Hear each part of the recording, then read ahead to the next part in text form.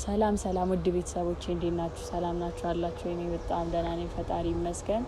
ደህና ናችሁ? ሰላም ናችሁ? እንግዲህ ዛሬ ብቻዬን መጥቻለሁ። የመጣሁበት ምክንያት ወደ ኋላ ቀስ በቀስ አሳያችኋለሁ። ምን መሰላችሁ? በመጀመሪያ እናንተ ደህና ናችሁ አይደለ? ያው ደህንነታችሁን መጠየቅም ስለእናንተም ስለማስብ እናንተ ልክ ስለኔ እንደምትጨነቁት ማለት ነው። እንግዲህ ዛሬ የመጣሁበት ምክንያት ከትንሽ ደቂቃዎች በኋላ እናቴም ትመጣለች። የዛኔ እሷን በደንብ ትነግራችኋለች። ግን ቀድሜ እኔ ስነግራችሁ ከዚህ በፊት ቻናል ተከፍቶልኝ እንደነበርና በዛ ቻናል ምክንያት ራሱ ብዙ ነገር ደርሶብኛል። ብዙ ነገርም ተብያለሁ። በውስጥ መስመርም በውጭም በቲክቶክም በሁሉም ነገር ብዙ ነገር ተብያለሁ። ግን ለዛ ነገር ምላሽ መስጠትና እውነቱን ማውጣት እውነቱን መናገር ስላለብኝ ነው እንደዚህ ቪዲዮ ይዤ የመጣሁት። በመጀመሪያ መናገር የምፈልገው እኔ የምጠላችሁም ወዳችሁም ቤተሰቦች የላችሁም እና ሁላችሁም እኩል ናችሁ። ግን እናንተ ስትፈርዱ እኔንም ተረድታችሁ ሲሆን ነው። አይኖ እነሱን ልትወዷቸው ልታከብሯቸው ትችላላችሁ። የሰው ልጅ የሚጠላ ሰው ማንም የለም እና እንደምታከብሯቸው ሁላ ግን እውነትን አውቃችሁ እኔ ምንም ነገር እንድታረጉልኝ አልፈልግም። ግን ደግሞ እውነቱን እንድታውቁና ከዛ እንድትረዱኝ ነው የምፈልገው። ከዛ በተጨማሪ ደግሞ ያው ነገሩን ስጀምረው ብዙ ነገር ተፈጥሯል። በመጀመሪያ ያኔ ቪዲዮ ስንሰራ ፎቶ ለምን አለያይተሽ አመጣሽ የሚለውን ነገር ስመልስ መጀመሪያ ፎቶ እንደዛ የተሰራበት ምክንያት ያ ፎቶ በተሰራ ጊዜ ብሩክና ሀይሚ ተጣልተውና ተለያይተው ነበረ። አይኑ ካልተሳሳትኩኝ ከነ ሶሲ ምናምን ጋር በጀመሩት ኮንተንት ላይ ማለት ተጣልተው ነበረ። ለዛም ነው ተለያይቶ የተሰራው። ለምን ሁለቱንም አንድ ላይ ልናገኛቸው ስለማንችል ያው ተታርቀውም ቢሆን ያገኘናቸው ፎቶ የተሰጣቸው ሚያዝያ ላይ ምናምን ነው። ቪዲዮ የተሰራልኝ መስከረም ላይ ነው እና መስከረም ማለት ጳጉሜ 2 ላይ ነው ቪዲዮ ቻናሉ ተከፍቶልኝ የተሰራው። ቻናሉንም የከፈተልኝ እነ ብሩክ ናቸው ከፈቱልኝ። የዛን ቀን ጳጉሜ 2 ቪዲዮን ሰራን። ከዛ ጳጉሜ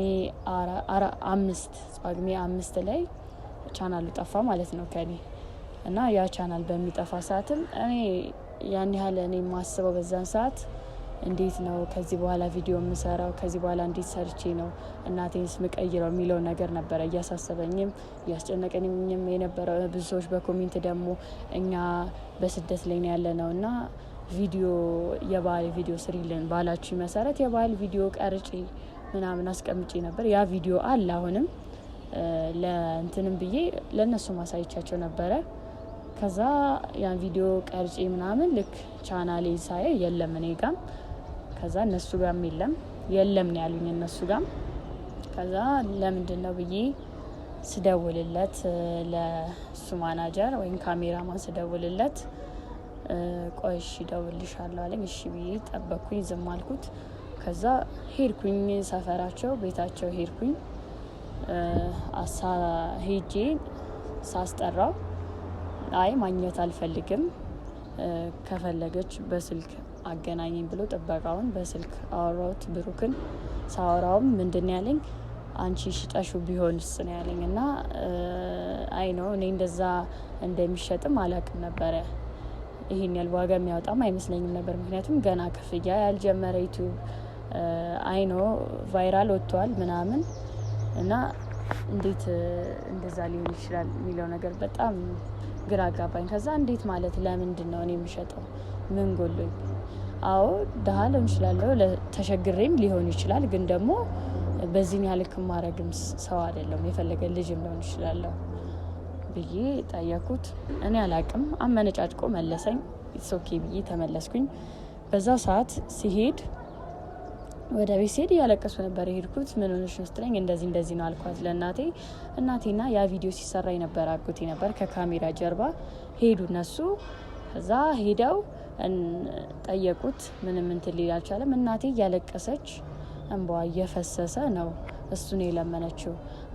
እኔ ሰሞኑን እንኳን አይቻለሁ ቲክታክ ላይ ላይቭ ሲገባ እናቴ የጠላ ሻጭ ልጅ ነኝ፣ እናቴ ጠላ አረቄ ሽጣን ያሳደገችኝ ይላል። ግን እንደዚህ አይነት ሰው አይደለም። እንደዚህ አይነት ቦታ ላይ ያደገ ሰው ስነስርዓት ያለው የሰው እንባ የሚፈራ ሰው ነው እሱ። እኔም እሷም እያለቀስን ስንጠይቀው ነው አይኔን ግንባር ያድርገው ብሎ የካደን ማለት ነው። እና እኔ አሁንም ማለት የምፈልገው ነገር ቢኖር እውነት ትቀጥናለች እንጂ አትበጠስም። እና ይወጣል፣ አይቀርም፣ ነገም ይወጣል። ዛሬ እኔ ይህን ቪዲዮ ልሰራበት የቻልኩበት ምክንያት ከአሁን በኋላም ተቀብሬም አልቀርም። እስካሁንም ጥሩ ሁኔታ ላይ ስላልነበርኩ ነው። ሲቀጥል ደግሞ በኮሜንቱ ለተናገራችሁ ሰዎች ነው። ኮሜንት ላይ ያቺን ኮሜንት ለምን ጻፍሽ ላላችሁ ማለት ነው። እኔና ፈጣሪና እናቴ ነው የምናውቀው። እኔ በዓልን እንዴት እንዳሳለፍን፣ አዲስ ዓመትን፣ ገና እንዴት እንዳሳለፍን እኛ ነው የምናውቀው። የኛ እንባ አይኑ ይዘገያል እንጂ ምላሽ መሰጠቱ አይቀርም። ያንን በዛ ሰዓት ታሞ ሳየው እኔም በዛ ሰዓት ታሜ ነበርና እኔ ያለሁበት ሁኔታ ስላለ ነው እንደዛ ያልኩ። ምክንያቱም አንድ ሰው ካለቀሰበት ለዛን ጊዜ ደስተኛ ይችላል። ለነገ ከነገ ወዲያ ምናምን ደግሞ መጥፎ ነገር እንደሚፈጠርበት ማንም ሰው ማወቅም ማረጋገጥም አይችልም። የዛራችን እንጂ የነጋችንን ማንም ሰው ስለማያውቅ ማለት ነው። እና ያንን ነገር አረኩኝ። ኢትስ ኦኬ። ለዛ ያው ማከብራችሁም ሰዎች ስላላችሁ የእነሱ ፋሚሊ ሆናችሁ ለዛ ብዬ ይቅርታ አልኩኝ። ግን ይቅርታን ብዬ በውስጥ መስመር ደግሞ ምታስፈራሩኝ ብዙ ነገር ምትሉ እኔ ፈርቼ የቀረው እንዳይመስላችሁ። ፈርቼ አይደለም፣ አንዳንድ ነገር ማስተካከል ስለነበረብኝ ነው ዝም ብዬ እስካሁን ድረስ ጠፍቼ የቀረውት። ያንን ነገር ደግሞ አሁን ላይ አስተካክያለሁ። ከአሁን በኋላም እመጣለሁ በቪዲዮ። ከዚህ በኋላ አልጠፋም እና ከዚህ በኋላ በደንብ ታይኛላችሁ። ይሄን ቪዲዮ አይታችሁ ደግሞ አሁንም ኔጌቲቭ ነገር ለመጻፍ ኔጌቲቭ ነገር ለመናገር የምትሞክሩ ሰዎች እኔ ምንም አይመስለኝም። ብትናገሩ፣ ብትሳደቡ፣ ብታንቋሹሹኝ፣ ፎቶ ብዘገዝቁ፣ ብትሳደቡ ምንም የሚጎልብኝ የሚጨምርብኝ የሚቀንስብኝ ነገር የለም። ምክንያቱም እውነትን ስለተናገርኩ ነው። እናንተ እየጠላችሁኝ ምናምን ያላችሁ የምትወዱኝ ሰዎች ብቻ በቂ ናችሁ፣ ውደዱ። ሄኖክ ተብዬው ሄኖክም ደውሎ አስፈራርቶኛል። እኔ እሱ ፈርቼው አይደለም። እሱን እኔ ብፈልግ ምን እንደማረገው ስለማቅ ማስደረግ ብፈልግ ማለት ነው። እኔም እኮ የሚወደኝ ቤተሰብ አለኝ፣ የሚያከብረኝ ቤተሰብ አለኝ። ግን እሺ ብዬ ጸጥ ነው ያልኩት እሱንም እና በሙሉ አፉ እሱ እናቷን መጠቀሚያ ልታረጋት ነው ብሎ አለ። እኔ እናቴን ለመጠቀሚያነት ባስብ ዛሬ አይደለም መጀመሪያ ቲክቶክ ምን እንደመጣ እጠቀም ነበረ። ግን እናቴ ነች እንዴት እሷ ላይ እጠቀማለሁ? እንደዛም ጭራሽ የማይባል አማርኛ ነው የተናገረው እሱ። ብቻ እኔ እንጃ ስለሱ መናገርም አልችልም። ካፉ የሚወጣውን ለከት ቢኖረው ጥሩ ነው። ምንም እኔን ይሳደቡ እኔ ይናገሩ፣ ግን እናቴ ላይ እንዲመጡ ምንም እንዲሉም አልፈልግም። ስለዚህ መናገር የምፈልገው ለሱ ይሄንን ነው። እኔ ማልሰማ መስሎት ብዙ ነገር ይላል እና ደግሞ ከኦዲየንስ ጋር እያወራች ለሚለው ነገር ደግሞ አሁንም ሄኖክ ጋር ነኝ። ከኦዲየንስ እያወራች ነው ምናምን ለሚለው ነገር ደግሞ እሱም ከኦዲየንስ ጋር እንደሚያወራው ነው የማወራው። ስለሱ እውነታውን ስለተናገርኩ ነው። እኔም ብዙ ነገር ለማራቅም ለመናገርም ምናምን ፈልገው ደውሎ ነው በስነስርዓት ብሩክ ነው ብቲ ነግሬሻለሁ ያለኝ። ስለዚህ ሁሉንም ጓደኞቹን አውርቻቸው ነበረ። ቪዲዮ ሊሰሩልኝ የተስማሙ ነበሩ። እነ ማርኬ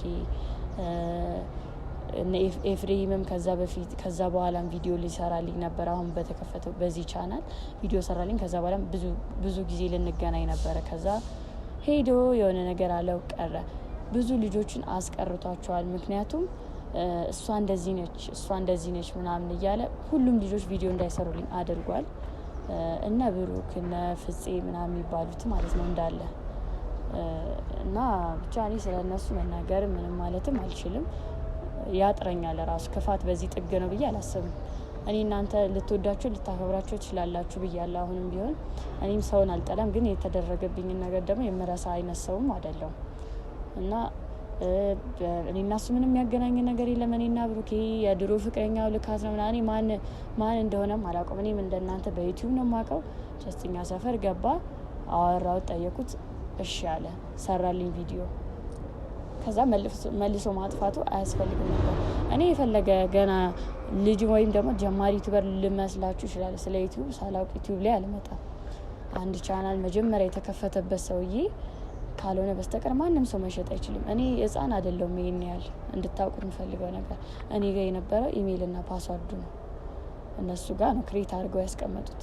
ይህንን እናንተ ስለማታውቁ እኔ ልትናገሩ ስላላችሁ መብታችሁ ነው። እኔ ደግሞ ምንም አይመስለኝም ካሁን በኋላም ወደፊት ነው እንጂ ወደ ኋላ ምልበት ምክንያት አይኖርም። ብዙ ነገር ልናገር ፈልግ ከእናቴ ራስ ወራዱ ማለት ፈልጋለሁ። እናቴ ምንም እንድትናገራት በውስጥ መስመር የምታወሩት ነገር ሁሉ ይደርሰኛልና ምንም ባትናገረው ደስ ይላል። ምንም ምክንያቱም እንዴ ከዚህ በላይ ምን ልታረጉ ፈለጋችሁ? አንቋሸሻችሁ፣ ተሳደባችሁ፣ ብዙ ነገር አላችሁ፣ ይበቃል። እና ያው ቤተሰቦች በቃ ከዚህ በላይ ከተናገርኩኝ ብዙ እንትን ይባላል።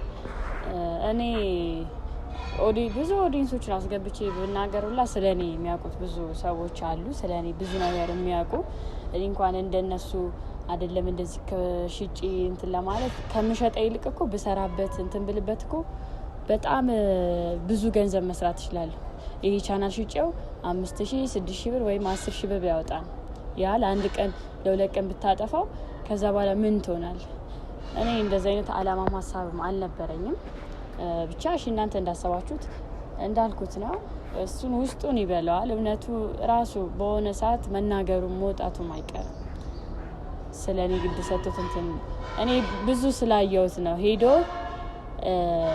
እኔ ስናገረው ምንድነው ሄዶ ከነ ማርክ ጋር ከነ ሌሎቹ ጋር ምናምን ቪዲዮ ሰራ። ከዛ ኤፍሬም ለኔ ቪዲዮ በሰራልኝ በነጋታው ከኤፍሬም ጋር ሄዶ ቪዲዮ ሰራ።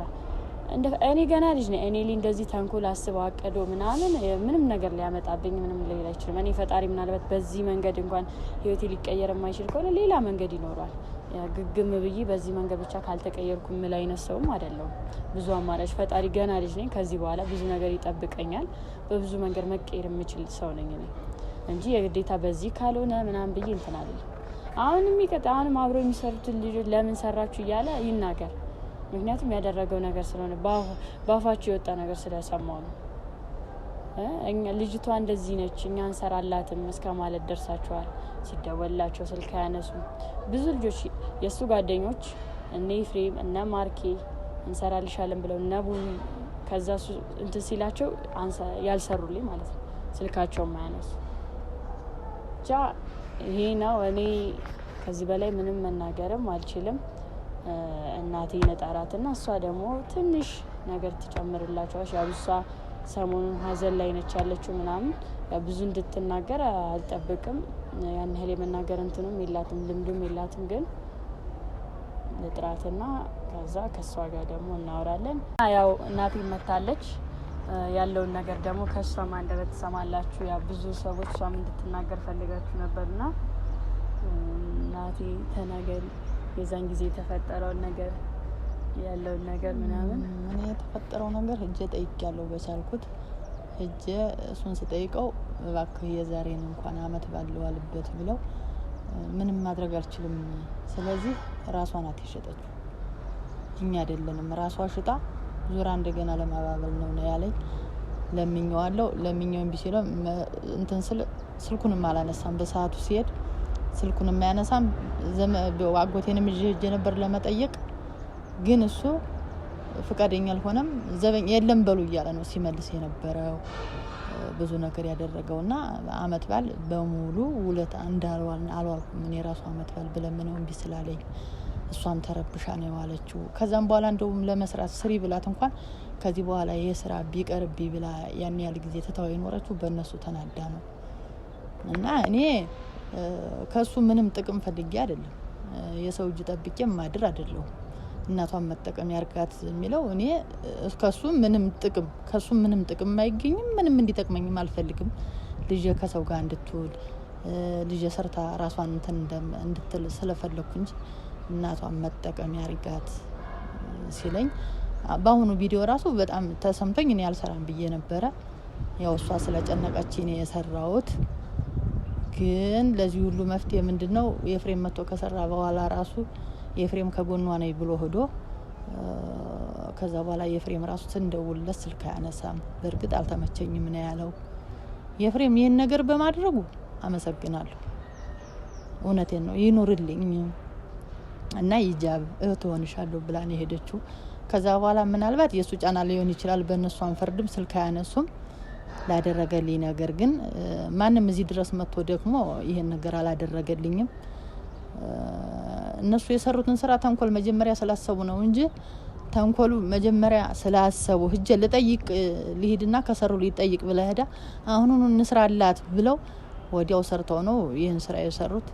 ግን ከእግዚአብሔር ያገኙታል። እኔ ምንም ማድረግ አልችልም ብዬ ሁሉን ነገር ትቸዋለሁ። እኔ አሁንም ቢሆን ከማንም ጥቅም አልፈልግም። ግን ልጄ ከሰው እንድትውል ሰው እንድታገኝ ሰርታ እንድታደር እኔ እስካለው ድረስ ታገላለሁ። መጀመሪያም ብዬዋለሁ። ግን እሷ ያለኔ ሰው ስለምታቅ ሰው እንድታቅ ነው።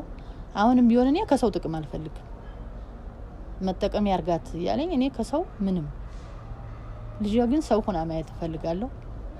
እና እናቴ ደግሞ እሷ ከሷ ጋር ግንኙነት ብሩክ ከኔ ጋር ግንኙነት እንዳለው ነው ብዙ ሰዎች የሚያስቡትና ያው ስለኔ እንድትናገሪ ነው። እሷ አይደለም ቀርቶ ከሱ ጋር ግንኙነት የትም አታውቀውም። እሱ የትም አታውቀውም። አጋጣሚ ያን ቀን ቤቱን አውቀዋለሁ ብላ ለመጠየቅ ሄደች እንጂ እንዲህ አይነት ባህሪም የላትም። እንዲህ አይነት ነገርም ከልጅም ከኔ ውጭም የምታውቀው ሰው የላትም። አይደለም ለግንኙነት ለምኑ የታውቀው። እኔ ሙሉ በሙሉ በልጅ ስለምተማመን እንዲህ አይነት ልጅ ሰርታኔን ለመርዳት ሰርታ ራሷን ለመለወጥ እንጂ እንዲህ አይነት ቦታ ሙሉ ማታውቅ። እሺ ከዚህ በመቼም ከዚህ በላይ ምንም ትናገራለሽ ብዬ አልጠብቅም። ኤፍሬምም እንዳለችው ኤፍሬምን ማመስገን እፈልጋለሁ። እሱ ነው ፍቃደኛ ሆኖ እዚህ ድረስ መጥቶ ኤፍሬም ነላ ወይም ደግሞ እናንተ በምታውቁት አማን በሚባለው አማንና ኤፍሬምን ከልብ ማመስገን እፈልጋለሁ። አሁን ላይ እዚህ ጋር ለመቆሜም መሰረትም እነሱ ናቸው። አሁን ላይ ግን ያው ከዛ በኋላ ብዙ ነገር ተባብለን ነበር ከኔ ኤፍሬም ጋር። እነሱ ያው ከዛ በኋላ ስልክ አላነሱልኝ ምናምንና ከትንሽ ጊዜ በፊት አውርተን ነበር ከኤፍሬም ጋር ስላልተመቸኝ ነው አለኝ። የአብርሃም ወንድም ኤፍሬምም ሊሰራልኝ ተስማምቶ ነበር። ግን ደግሞ በብሩክ ጫና ነው መሰለኝ በብሩክ ጓደኞች በነፍጽ ይሄ ሄኖክ በሚባሉት መሰለኝ እሱን ሊሰራልኝ ፍቃደኛ አልሆነም። እና ማርኬም እሺ ብሎኝ ነበረ እሱን ሊሰራልኝ አሁን ላይ ፍቃደኛ አልሆነም ማለት ነው። እና ችግር የለም እኔ ከዜሮ ተነስቼ እነሱ የደረሱበት መድረስ አያቅተኝም። እነሱ የደረሱበት መቆም አያቅተኝም። በዚህ አጋጣሚ ደግሞ ከጎኔ ያላችሁ እህቶች አላችሁና እናንተ ማመስገን እፈልጋለሁ። እዚህ ጋር ስማችሁን መጥራት ባልችልም በጣም አመሰግናለሁ። ይህን ቪዲዮ እንድሰራ እንኳን አቅም የሆናችሁን ሰዎች አላችሁና እናንተ ማመስገን እፈልጋለሁ። በቃ እንዳለች በተለይ ዛሃራ ለእኔ እንደ እናቴ ለሷ እንደ እህቷ ነሽ። አንቺን ማመስገን እንፈልጋለን። እናቴም ያው ታመስግንሽ። እኔ ምንም የምለው ነገር የለኝም። አንቺ በሰላም ወደ ሀገርሽ አስገብቶሽ በሰላም ለመገናኘት ያብቃን። ልጅ አሁን ላይ ቀና ብላ እንድታወራ እንባዋን ያበሽላት አንቺ ነሽና እድሜና ጤና ሰጥቶሽ ወደ ሀገርሽ ተመልሰሽ እኔም አንቺ ጋር አንቺም ከልጆችሽ ጋር ለመገናኘት ያብቃሽ። ሁሉ ጊዜ ኑሪልኝ ምንም እንዳይነካሽ። ልጅ አንድ ሰው አንድ እናት እንዳገኘው ነው የምቆጥረው። አንቺን አንድ እናቷ ማለት ነሽ።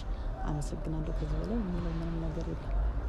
እሺ እናመሰግናለን። እንግዲህ ቤተሰቦች ከዚህ በኋላ ባሪፍ ቪዲዮዎች ደስ በሚሉ እናንተን በሚያስቁና በሚያዝናኑ ፈታ በሚያረጉ ቪዲዮዎች እንመጣለን። እስከ ቀጣይ ጊዜ እንግዲህ እኔ ልኮራመት እኔ ከሰልምሰ ስቀሻታ ስኪኝ ደላሽ መስል ሁሉን አውቀዋለሁ ግማሽ አካሌ ነሽ ኖረሽ ታልፊዋለሽ አንድም ቀን ሳይደላ እሾሮሬ የሚልሽ አባትሽ መልኩሶ እስቲ ያሳድር ጀመር ድንጋይ ተንደርሶ ጥፋተኛ እናትሽ ወልዳሽ ሞተች ካንቺ ጡት ሰስታ ለጥላ ጠጣች። እኔ ልኮራመት እኔ ከሰልምሰ ስቀሻታ ስኪኝ ደላሽ መስል